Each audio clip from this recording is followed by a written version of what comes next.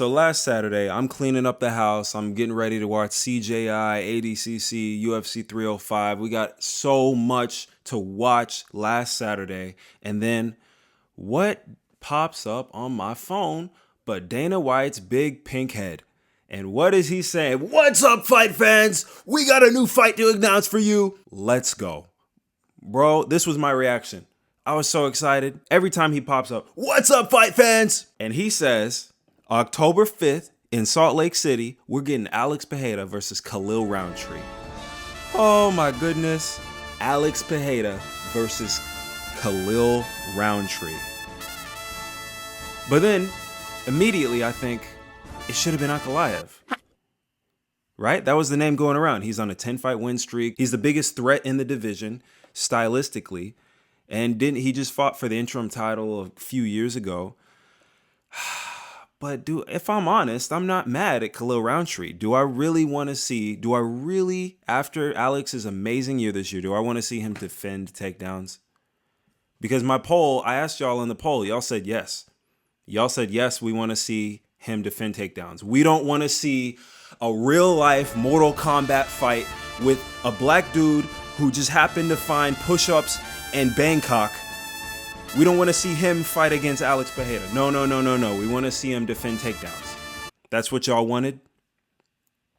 Dude, Khalil Rountree, he literally fights the way people who see red think that they fight. He single-handedly has been keeping the orthopedic surgeons in the Las Vegas area employed. Like there's surgeons in Las Vegas who are walking around, who are driving around in brand new Mercedes-Benz AMGs just simply from Khalil Rountree victims. And y'all are telling me that you'd rather see Ankalaev fight Alex Pereira. I feel like I'm the only person on YouTube who actually wants to see Khalil Rountree fight Alex Pereira. Am I the only person? Ankalaev, he's also just like way less likable. He's always every time you see him, he's asking for, please, brother. He's asking for something. We fight in Abu Dhabi, brother. Title shot, brother. You get burger without me, give me fry, brother. Bro, why I'm not excited for this fight. And I don't understand why everyone's crying about he doesn't deserve it. Can you imagine Alex Pereira and Khalil Rountree just standing? They're not going to take. Khalil Rountree has said he's never shot a takedown in his career. That's what I'm talking about, dude. That's what I'm talking about. Can you imagine these two guys fighting? And then John Anik, both fighters thinly escaping allegations this past year. Rountree with a banned substance. Pereira allegedly bunny hopping with OnlyFans models. Toyo Tires, the official tire of the UFC. Dude, I can't wait for this fight. I feel like this fight is going to be fireworks, start to finish. Someone's going to get knocked out, bro. But here's the question. Since we want the real journalism, okay, here's the question. Does Rountree deserve it? Not really. And I'll admit that. No, I don't think Rountree deserves a title shot. Off of an Anthony Smith KO, it's not a top 5 win. It's not a top 5 win. He failed a drug test that shouldn't put you in good graces. But remember how he owned up to it? He posted this. You can pause it if you want to read this. The way some of y'all are in my comments, I assume that y'all aren't big readers. So, you can read this if you want. But yeah, the way that he failed a drug test. There was a compound in there called DHEA, which is prohibited. Once he found out, he went ahead of time and got a hold of the UFC and told them, hey, I took this substance. It was against my knowledge. And because he got ahead of time, they reduced his suspension to like 2 months. It's not a performance enhancing drug. I think that gave him some respect. I think you look at him and you say, wow, that's pretty honorable of you. At least you're upfront about it. You're not cheating. And doggone, if you're freaking natural, then goodness gracious, what are the natural things you're taking? Because I need them. Because it can't just be push-ups, sit-ups, and Bangkok.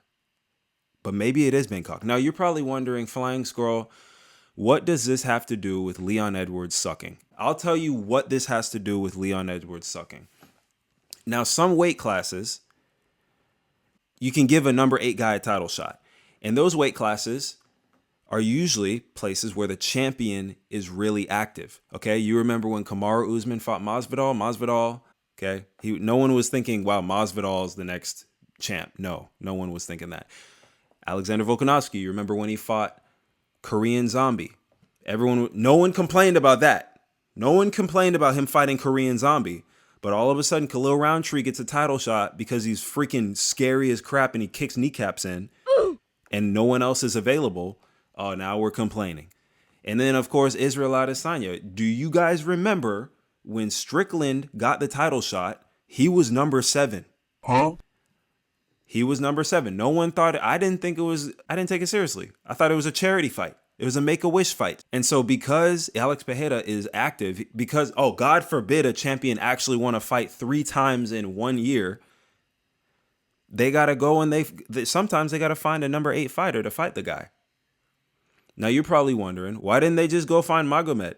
I think it was his fault. Por mí, no por mí. No es por mí. I think he was trying to call the shots. I think he was trying to say, no, we need to fight in Abu Dhabi, brother. Apparently, he turned down a fight already in the past, but I'll even give you a better reason why it's not Magomed Ankalaev.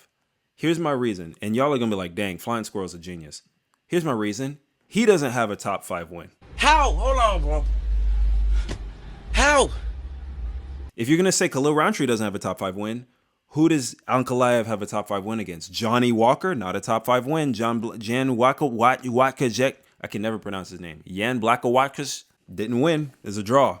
It was a draw, and it was rim sleep for me. That's what it was for me. Anthony Smith, oh, crap. He TKO'd Anthony Smith, too. Okay, so 2 guys who have beaten Anthony Smith. I think Khalil Rountree and Ankalaev, you put their records in the last 4 years next to each other, they're just as impressive as each other. Just as impressive. Anthony Smith TKO, Chris Dawkins TKO, Justin Jacoby decision. What? What was that? Carl Robeson TKO, Modestas Bukauskas TKO, and then he lost to Marcin Prasnio. But because I want to be right, I'm not gonna acknowledge that.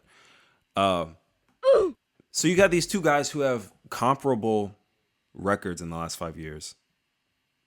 Everyone's saying Ankalaev deserves it because he's on a 10-fight win streak. Well, Khalil Rountree is on a 5-fight win streak, and he makes it look cooler. So how about that? How about God forbid we just enjoy our lives and just make a good fight. Can we just do that? Because Khalil Rountree, he fights like his daughter's life is on the line when he's on the prelims in the Apex. How you think he's going to do when he gets a title shot? When he gets a title shot, he's going to be like, oh, you know how long I've been waiting for this? Oh, I'm about to make a name for myself. Yeah. Dude, that's how he's about to fight, bro. I'm just going to say one more thing.